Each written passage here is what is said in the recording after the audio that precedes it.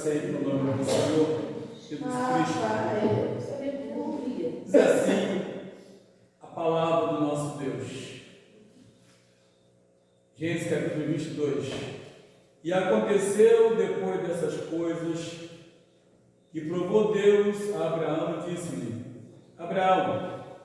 E ele disse: Eis-me aqui.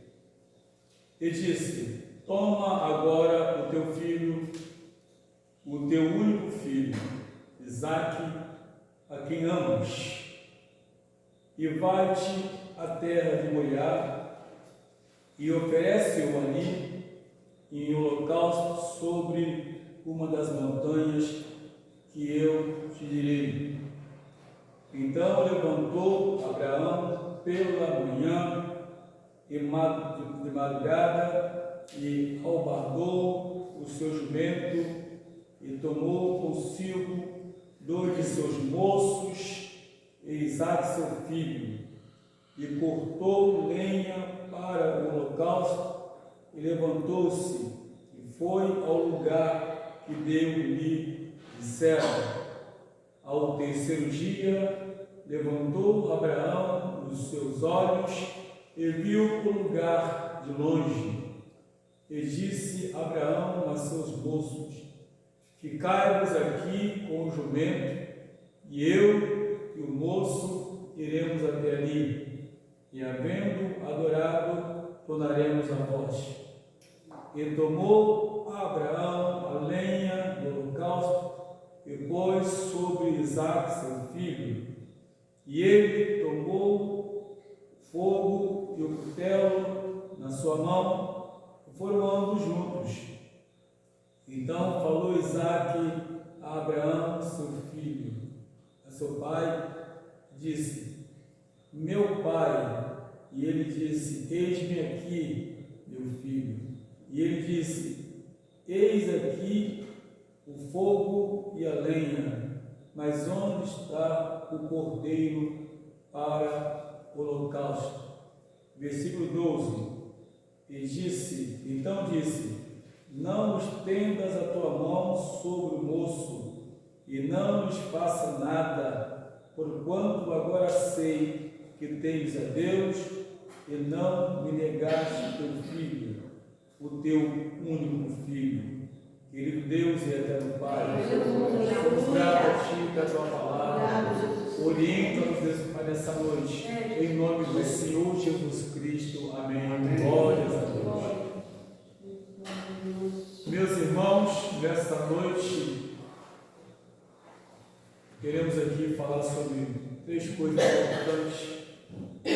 Deus sabe quem chama, para que chama. Deus sabe quem chama, para que ele chama, e o propósito, que é tudo de Deus. E a Bíblia nos dá ensinamentos maravilhosos. Nós é que não conseguimos perceber. Em meio a algumas situações de lutas, nós fazemos muito mais propaganda dos problemas do que de Deus. Nós fazemos questão de falar para todo mundo que estão na luta e na prova. E aqui, por isso que Deus ele sabe quem chama, porque chama, para onde vai mandar. E eu entendo, segundo a palavra de Deus, aqui no capítulo 12, por exemplo, que Deus chega para Abraão. Os irmãos conferem o endereço, por favor. Capítulo 12 nos diz assim: Ora, o Senhor disse a Abraão: Sai da tua parentela, sai da tua terra, da tua parentela, e da casa de teu pai, para a terra que eu te mostrarei. 12, verso 1. Te mostrarei. E eu fico analisando 2 coisas importantes aqui. Que Deus, irmãos, quando ele fala com Abraão, o que me chama a atenção é que Abraão não questiona Deus. Ele não faz pergunta para Deus. Quando Deus chama, ele não faz pergunta, para quê, para onde, como assim? Porque nós às vezes somos assim com Deus. E quando Deus chama também, é impressionante como a obra é de Deus, e Deus chama, a gente tem a consciência de quem está chamando é poderoso para dar continuidade, não vai nos deixar na mão. E aqui, na palavra de Deus, nessa noite, eu vou compartilhar com os irmãos, que se Deus me chamou para um propósito. Glória a Deus. Deus nos chamou a gente para ficar reclamando da vida. E Abraão aqui, a gente percebe duas coisas aqui, pelo menos importantes nessa situação. No capítulo 12, ele não questionou com Deus, Deus não ia mostrar para ele a terra. Deus ainda ia mostrar para ele. Então Abraão não sabia nem para onde ia, não tinha nem noção, mas ele tinha certeza de que quem o chamou não iria deixá-lo na mão. Aleluia. É essa certeza que nós temos que ter. Aleluia. Essa consciência que nós temos que ter conosco. Porque se ele chamou, Abraão poderia perguntar para ele: espera aí, assim não, como? Me mostra pelo menos aonde, para eu ter certeza que é o Senhor que está falando. Ele poderia questionar, mas não questionou. A Bíblia nos fala simplesmente que ele simplesmente atendeu. E no dia seguinte saiu e acabou. Ele ia mandando, sai da tua parentela, não sai da parentela, largou tudo e seguiu aquele que o chamou. E chega no capítulo 22, parece algo assim que não dá muito para entender, porque as coisas de Deus não entende muito bem, ou não entende quase nada, ou não sabemos nada, porque tem gente que acha que prega um pouquinho e já conhece tudo de Deus, porque ensina um pouquinho e conhece tudo de Deus, porque ora bastante não conhece nada. Eu já vi pessoas que assim: eu conheço Deus. Conhece Deus nada. Quero ver conhecer Deus na situação dessa daqui, que Abraão conhecia Deus.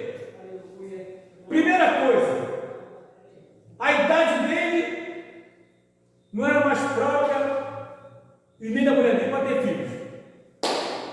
Primeira coisa é isso.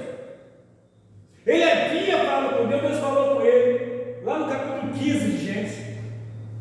Falou, fez a promessa do Senhor: quem há de herdar então? Que na minha casa só tem o Damasceno, o Eliezer. Ele que vai. Não, ele não. Não é ele. E tão impressionante que Deus falou assim: não, Sara vai te dar um filho. Então levou lá 25 anos. Aí depois de 25 anos, nasce Isaac. Aí Deus chega para ele e fala assim: agora você sacrifica o seu filho. Dá para entender uma coisa dessa? Não, não dá. É, Senhor. Eu, pessoalmente, não entenderia. Hoje em dia, tem gente que vai falar: sabe o quê? Isso é coisa do diabo. Deus não quer me dar esse filho. Deus não vai mandar matar. Deus não vai mandar sacrificar. Isso é coisa de demônio. Cuidado. Porque Deus pode te pedir coisa que você nem imagina. Deus pode me pedir algo que eu nem imagino. Deus pode fazer isso. Porque quando Ele chama, mais uma vez, Ele sabe quem é que chama. Ele sabe que quem chamar não vai negar fogo. Aleluia. Não vai, não vai. Então, depois de tudo isso, depois de tanto tempo nasce, e a Bíblia é clara, quando nós lemos aqui, aleluia, diz a Bíblia Sagrada, olha só, primeira coisa, provou Deus a Abraão. E quando Deus fala, ou chama, ele fala: eis-me aqui. Sabe o que significa isso, eis-me aqui? estou à sua disposição. Glória a Deus. Eis-me aqui, é isso. Estou à tua disposição. Aleluia, Senhor. Fala o que quiseres, faça o que quiseres. Eis-me aqui. E mais, Abraão nem imaginava que isso ia acontecer. Não teve ninguém chegando para ele antes falando: ó, Deus me mostra que ele vai pedir seu filho. Fica ligado, Deus me mostra isso. Você não vai entender muito mais, é Deus. Não teve aviso prévio. Não teve comunicação antes, não. Simplesmente Deus o chama, ele se apresenta e diz a Bíblia: toma agora o teu filho, o teu único filho. Único filho. Isso nos faz lembrar da viúva de Naim. Viúva e o único filho faleceu. Viu a comoção que causou? Viu como ficou aquela mãe? Viu como ficou a multidão dos vizinhos? É o único filho. Ou seja, ali a família toda já está. E deu o que deu. Mas aqui é uma situação de único filho. E mais, além disso, teu único filho, Isaac, a quem tu amas. Então é o filho que Abraão, o único filho que ele amava. Era o filho que ia herdar toda a herança, toda a terra. Era o filho que ia herdar a intimidade dele que ele tinha com Deus. O filho ia herdar até a própria intimidade que Abraão tinha com Deus. Glória. O único filho e o filho que ele amava. Meu Deus, eu imagino Abraão ouvindo isso. Mas eu imagino Abraão ouvindo na maior tranquilidade. Vou falar uma coisa para vocês, hein? Realmente, nós não estamos preparados para certo pedido de Deus. E tem certo pedido que Deus não faz porque sabe que a gente vai negar fogo. Quando eu vejo o pessoal apavorado com coisinha que acontece, eu fico rindo. Desesperados por coisas que acontecem. E aqui a gente vê uma pessoa que Deus chega para ele e pede muito filho, o filho que ele ama. É o que está escrito. E diz: vai-te à terra de Moriá e oferece-o ali em holocausto sobre uma das montanhas que eu te direi. Ou seja, mata o teu filho para mim. Literalmente, mata o teu filho para mim. Eu quero. Aí a gente para analisar. Quantas coisas que Deus pede para nós, a gente não faz. Coisas fáceis. Coisas fáceis. E quantas coisas também, irmãos, que a gente sabe que tem que fazer e não faz. Nem deu pedido, também não faz. E a gente olha aqui, na verdade, que foi um pedido. Mas esse pedido aqui, ele tinha uma conotação muito especial. Porque é um pedido para trabalhar na fé. Para tratar com a pessoa. Deus já conhecia Abraão. Deus sabia que ao pedir isso para ele, ele não ia negar. E Deus sabe, se pedir para mim, eu negaria.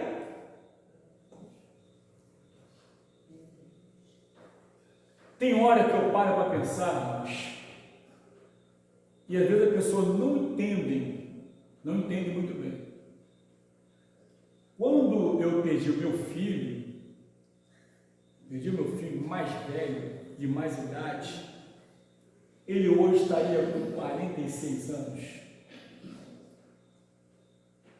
Quando isso aconteceu, eu fiz todos os trâmites normais que deveria fazer. Todos os trâmites normais. Eu estava viajando, com a informação, peguei o carro, vim rapidinho, aí fui até ao IML. O técnico de necrópsia falou bem assim para mim, então perguntou para minha filha e os meus filhos: quem é ele? Esse aí é o nosso pai. E chegou de viagem e fazer reconhecimento do corpo também. Aí o técnico falou: o senhor está bem? Estou. Tem certeza? Tenho. Então vamos lá dentro. E eu adentrei o local. Ele abriu a gaveta, eu olhei. Depois, abre mais um pouco, olhava o pé para confirmar. Olhei pelo pezinho dele e conheci. Sim, esse aí é o meu filho. Assim mesmo, meu filho. Resolvi a papelada toda e depois disso fiz o culto fúnebre, preguei e alguém percebeu assim: esse pai é muito frio. Meus irmãos, nessa terra, ninguém fica para semente. A questão é saber como que as pessoas vão sair daqui. Eu não teria como ficar me esgoelando, gritando. Com meu irmão foi a mesma coisa, meu irmão mais velho. Foi a mesma coisa. Ficou doente, teve um câncer, morreu. Eu viajei, fiz o culto fúnebre, tudo tinha que fazer. E a minha filha não entendia: papai é muito tranquilo. Se Deus não fizer, não sou eu que vou fazer. Realmente, nessa situação, Abraão poderia, humanamente falando, se escabelar todinho, até questionar Deus. Nada disso. Foram 25 anos que eu esperei para ele nascer. E agora, depois de estar desse tamanho, humanamente falando, desse tamanho, agora que eu estou curtindo a idade dele, agora que eu estou analisando e vendo os traços que ele tem na minha pessoa, e o Senhor me pede: não, ele não fez isso. Porque com Deus não cabe questionamento, cabe obedecer. Ainda que na nossa cabeça é uma perca, mas o que para nós é uma perca, para Deus é ganho. Glória a Jesus. Para Deus é ganho. E aqui, segundo a palavra de Deus, diz que Abraão se levantou pela manhã, de madrugada, e fez todo o processo, preparou o jumento, tomou consigo seus moços, empregados dele, Isaac seu filho, e foi embora. Cortou a lenha, preparou tudo para o holocausto, levantou-se, foi um lugar que Deus dissera. Está aí Abraão, como se nada tivesse acontecendo de anormal. Como se nada estivesse acontecendo de anormal. E quando chegou ao terceiro dia, levantou Abraão os olhos e viu o lugar de longe. E contemplou o lugar de longe. Avisou para os moços: fiquem aqui vocês, juntamente aí com o jumento. Fiquem aqui. Porque eu e o menino vamos ali, depois que a gente adorar, a gente volta. Ou seja, fiquem aqui, que eu e o menino vamos adorar, e depois a gente volta. Vou ler de novo. Ele disse a Abraão e seus filhos: ficai-vos aqui com o jumento, e eu e o moço iremos ali adorar, e havendo adorado, o que está escrito aí? Voltaremos a vós. Ele não falou, ele poderia dizer, eu voltarei. Voltaremos. Preste atenção nessa palavra. Ele poderia falar assim, eu e o menino vamos adorar, depois que adorar eu volto. Não, voltaremos. Preste atenção nessa palavra. Voltaremos. Aleluia. Isso é fé. Muita fé. Confere a tua Bíblia. Tua Bíblia está diferente da minha? Está diferente aí? Ou está a mesma coisa? O que está na sua Bíblia aí? Está escrito o que aí? Voltaremos mesmo? Tornaremos a voz. Voltaremos a vós. Ele poderia falar o quê? Voltarei, né? Não.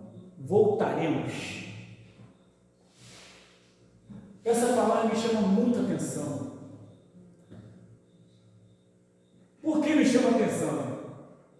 Porque me chama atenção que, segundo a palavra de Deus, aqui diz que, preste atenção, e tomou Abraão a lenha do holocausto e pôs sobre Isaque, seu filho, e ele tomou fogo e o cutelo na sua mão, e foram ambos juntos. Então falou Isaque a Abraão, seu pai, ele disse, meu pai, e ele disse, eis-me aqui, meu filho, e ele disse, eis aqui o fogo e a lenha, mas onde está o cordeiro do holocausto? Ele disse a Abraão, Deus proverá para si o cordeiro para o holocausto, meu filho. E assim caminhamos, Deus proverá o cordeiro. Entendeu porque ele falou voltaremos? Eu não sei o que vai acontecer, que dia eu vou fazer, eu vou seguir o que ele mandou. Vou pegar a lenha, vou pegar o cutelo, vou pegar tudo. Agora, como ele vai fazer, não me interessa. Mas ele vai, é o Deus da providência. Glória a Deus. Glória a Deus. Ele proverá. Ele proverá. Isso é intimidade com Deus. Se você analisar a palavra de Deus, também, aqui em Gênesis 18, 17, 18 também, Deus fala bem assim, ocultaria eu a Abraão o que eu ia fazer, sabendo que ele vai orientar seus filhos, e os filhos após seus filhos, a temerem a mim. Ou seja, amigo de Deus, isso é intimidade. Isso é intimidade. Isso é ser amigo. Que, aliás, hoje comemora o dia do amigo. E tem o 198, grande amigo, que é Jesus. Esse amigo de Abraão é o meu amigo, é teu amigo.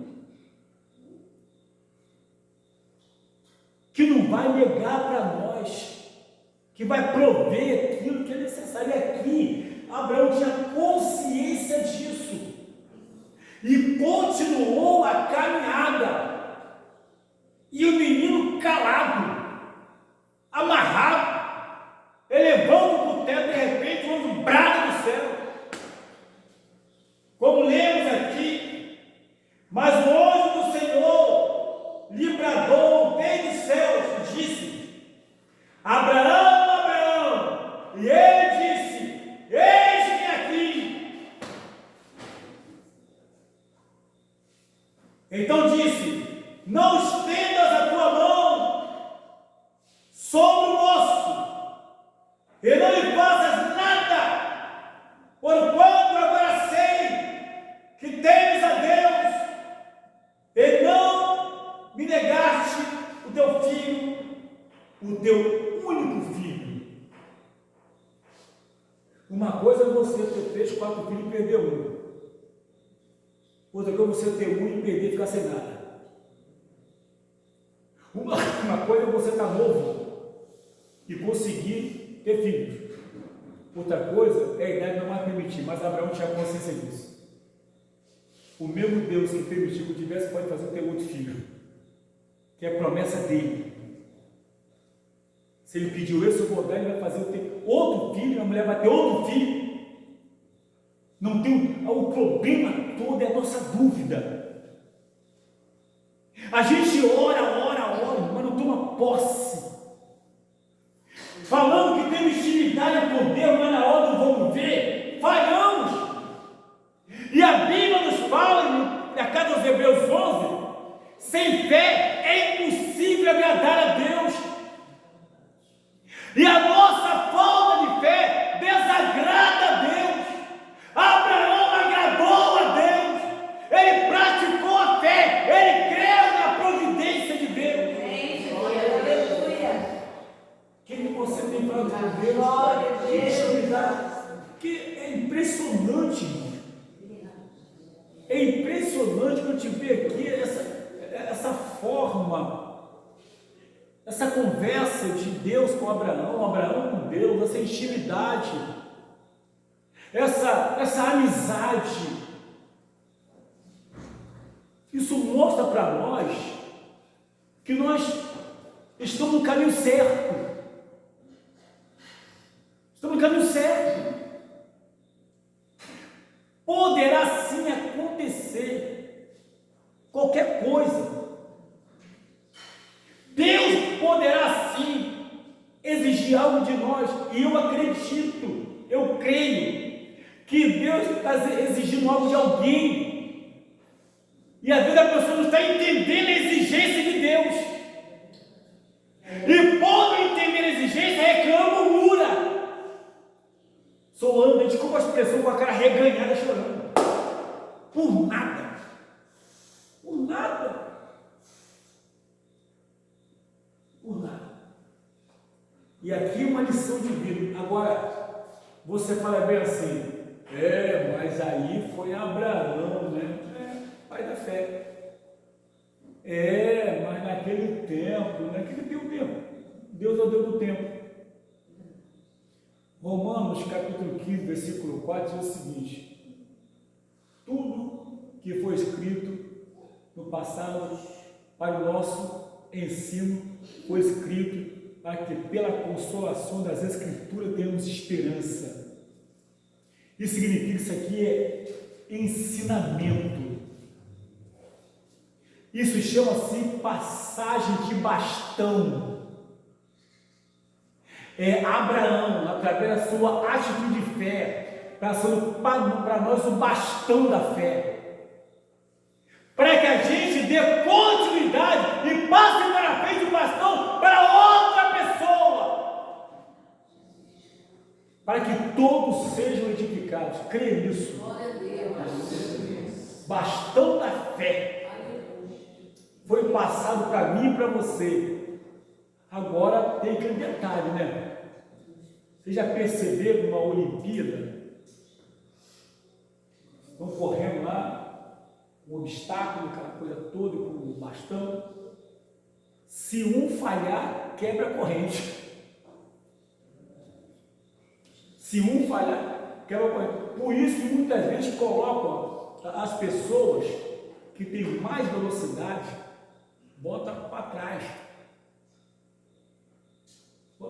Não bota na frente. Por quê? Porque ele sendo o último, ele vai poder compensar aqueles da frente que não correu a quantidade que é para correr. E mais uma coisa, se tropeçar e cair, pronto, é igual o dominó, vai cair, todo mundo perde. Então quando a gente recebe, querido, essa passagem de bastão, é para gente segurar e continuar a correr para o alvo e chegar mais na frente, passar para alguém vai passando. Isso na igreja que cresce na graça e no conhecimento, exercitando a fé, olhando para a palavra, olhando para o alvo, para o autor e consumador da nossa fé, que é Cristo. Glória a Deus. Moço, você está doendo. doente, está desempregado, não importa. Se teu filho não é crente, creia nisso. Não chore porque seu filho não é crente, não. Creia que Deus é poderoso para fazer a obra. Meu marido não é crente, e daí? Deus é poderoso, a minha esposa, e daí? E daí? Estou desempregado, e daí que tu está desempregado?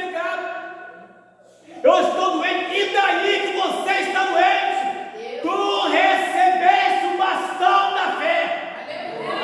Corra com o bastão, corra com o bastão.